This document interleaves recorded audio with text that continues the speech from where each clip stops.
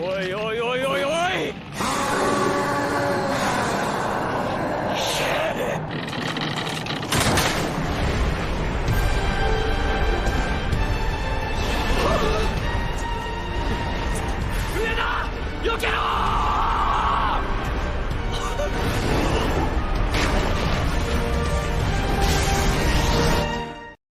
God, I've never related to a character more in my life. Hey, hi, hello, my name is Levitt, and welcome to my channel where I talk about whatever I want, and Attack on Titan. It's hard to believe it's over. Like, to put it in check, I was 9 when this first aired, 10 when the dub was airing, and I watched the show week by week when it first aired in that dub, which also meant I had to suffer through the break. Granted, I was one of the dudes who ended up reading the manga during that break, which is probably a mistake looking back, but in my head Attack on Titan has been over for years before the final season. And what a final season! I was caught in a nostalgia trip recently, and I decided that I wanted to go back and relive these memories that are ingrained into my personality, to say the least. Also, obviously, this will have spoilers. I'm literally rewatching the series and commenting of it, so that should be expected. Don't want to waste your time, so we're just going to get right into it.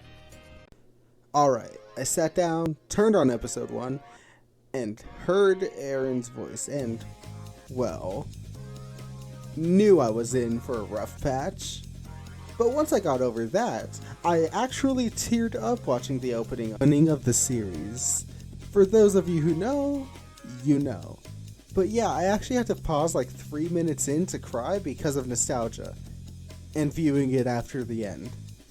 Also, by the way, yes, I watched the dub for this rewatch, mostly because of nostalgia, but also because I had stuff to do while I was watching this, and also because I've met multiple of the dub's VAs, actively look up to a few of them, and also, Matt Mercer is Matt Mercer.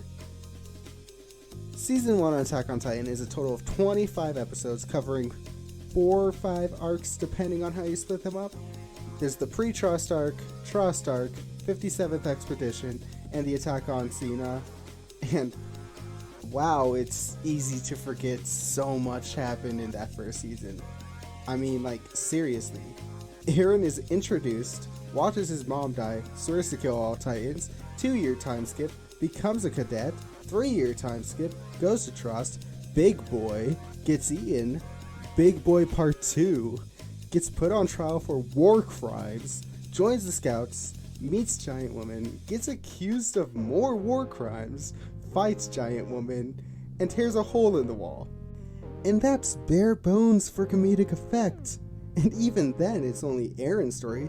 That doesn't even account for the 2 episodes where we're basically told Eren is dead. So yeah, over the 25 episodes, a lot happens. And that's not a bad thing. If anything, it's so much happening, yet nothing feeling too rushed. It really makes you realize that Studio Wit was made for this show. So a lot of love went into this season just to make sure everything felt right. Another thing I noticed while we're on the subject of the studio was how cool this art style is. And yeah, I know a lot of that credit goes to Isayama because he is the mangaka, but there are stark differences between how the manga looks and the anime looks. And this is coming from an avid manga reader for Attack on Titan. Isayama's style is much more sketchy and rough around the edges, especially in the early chapters that this series is adapting. And while this can lean into the sketchy style sometimes for cool moments, it really holds up better and looks cleaner than you probably remember it looking. Like, honestly, it holds up better than I was expecting. The animation didn't improve much at it because it really didn't need to. Also, because I'll get my Attack on Titan fan card revoked if I don't talk about him, Levi. What is there to say about Levi? He is the same character as he is in Season 4 as he is in Season 1. And that's not a bad thing. And when I say he doesn't really grow, I don't mean as a character. He kind of just is already at the skill cap of this series. He starts off Super Saiyan God, Super Saiyan Goku. God, is that even an accurate description anymore? God, I don't keep up with Dragon Ball. His storyline is much more focused on him, opening up and not being a stoic psycho, no matter how much the fangirls would prefer the psycho. Some of y'all weird. But I discovered some things with this kicking scene, so I might be right there with you.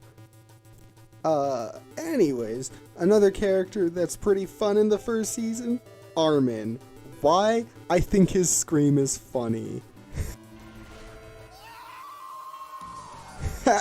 Season 2 is really just a mixed bag for Attack on Titan. I mean, the first season was so good, how do you follow that up, right? On one hand, it gives us numerous reveals like Historia, Rainer and Bertolt, Ymir and the Beast Titan, revealing the underground, Titans being humans. And then there are just some of the best scenes, like Rainer and Aaron's fistfight, Ymir's transformation, the Beast Titans reveal, the Wall Titans, and that's not even mentioning how the opening is just god tier. However, this season is also painfully short. Like, seriously. And a lot of it ends up just being set up for Season 3. And I'm well aware that this is an unpopular take. But of the Studio Witch seasons, I think Season 2 is probably my least favorite. Now that's not to say it's not good. Trust me, all of these seasons are great. But Season 2 just ends up feeling distinctly underwhelming compared to the other two. Like, the first episode is named after the Beast Titan, but he only gets like 3 or 4 scenes of him throughout the entire season. Through this rewatch, it was literally leaving me thinking, that's it? And I'll give credit where credit is due. Its decision to slow down the story and give us more character-focused episodes, like specific episodes for Sasha and Connie, who before this were just relegated to comedic relief, is awesome. And it's one of the reasons why Connie is one of my favorite characters of this show.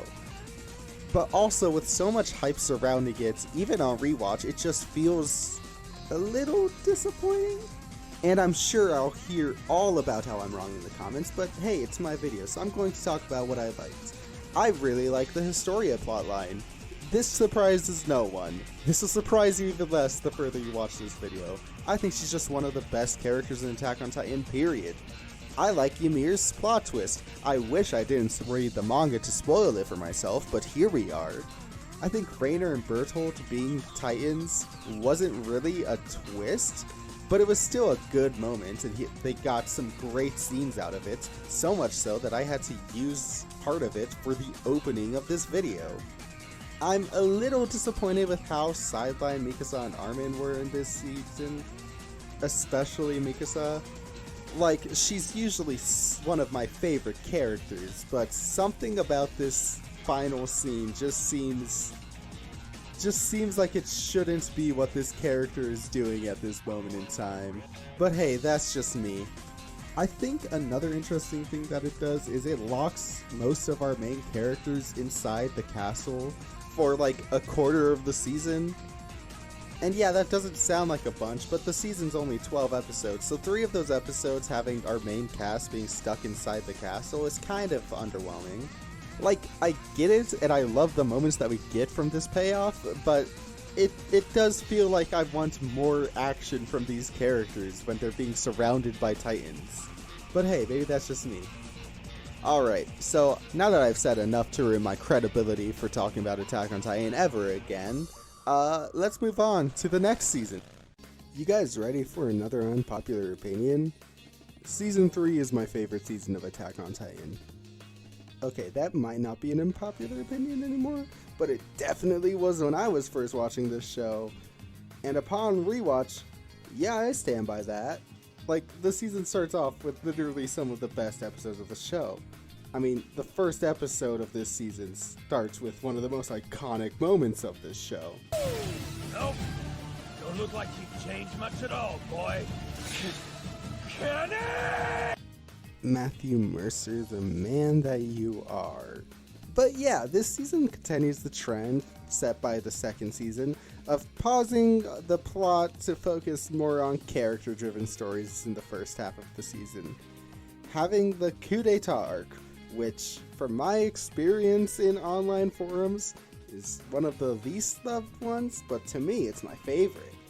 I mean, everything from the Levi and Kenny dynamic, Irvin's gamble, Pixie's just being the best, and so on. It also gives you interesting ideas, like Jean having trauma after pulling the trigger on a human being, and Mikasa having the exact opposite trauma on pulling the trigger on a human being. You know how I said Eren was a psycho? Yeah, I think Mikasa might have him beaten this season. Speaking of which, hey, where's Eren? Oh, he's locked up for like most of the runtime of this season. It's not a good season to be Eren. He gets kidnapped real early on. I think the focus on the inner workings of the coup and the political intrigue was something I just didn't expect out of Attack on Titan. But I don't hate it.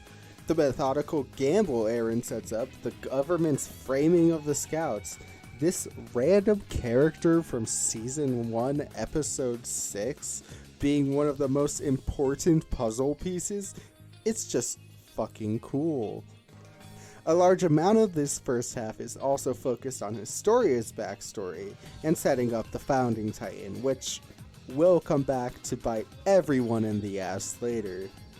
And Historia is just one of my favorite characters. She's just the best. I mean, she has every reason to just murk Eren right here, right now, and end the show. Yet she actively chooses to forgive what his father did, and basically sacrifice the life she wants. I could go on for basically hours about Historia, and I might do that in a later video eventually, maybe. Alright, am I missing anything from the Q arc before I go into the last arc? Oh yeah, Armin gets molested. Season 3's second half covers the return to Shiganshina arc and the reclamation of Wall Maria. How much of that reclamation do we see? Not as much as you'd think, but the important part is we finally get to know what's in the basement, which I cared so little about during this rewatch that I didn't even mention it in the notes until now, so I guess I should catch you up to speed. Basically, when Eren was a kid, his father took him to the woods, injected him with Titan juice, and then had him eat him. Like your dad does. But before he died, he put his key to their old house's basement around Eren's neck. Only problem, Shiganshina is where they used to live, and it's covered by Titans, so basically Eren has to use this key now.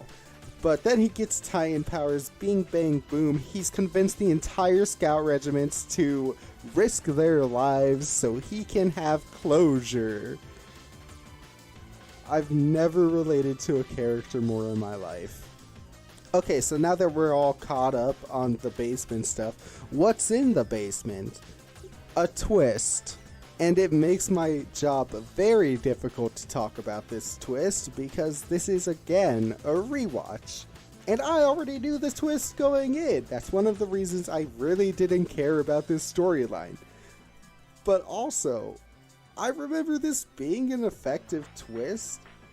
Like, it's very hard to talk about medias with a twist after rewatching them multiple times, because you start to wonder how many of these things did you miss because you were dumb, or how many of these were deliberate enough to have been missed. The answer is usually I'm pretty dumb. But I'd like to think I was smart with Attack on Titan. The only real thing that I think this twist fully confirms is just who Eren is, because in the earlier seasons we see glimpses of Grisha being possibly from beyond the walls, and that Titans are possibly from beyond the walls too.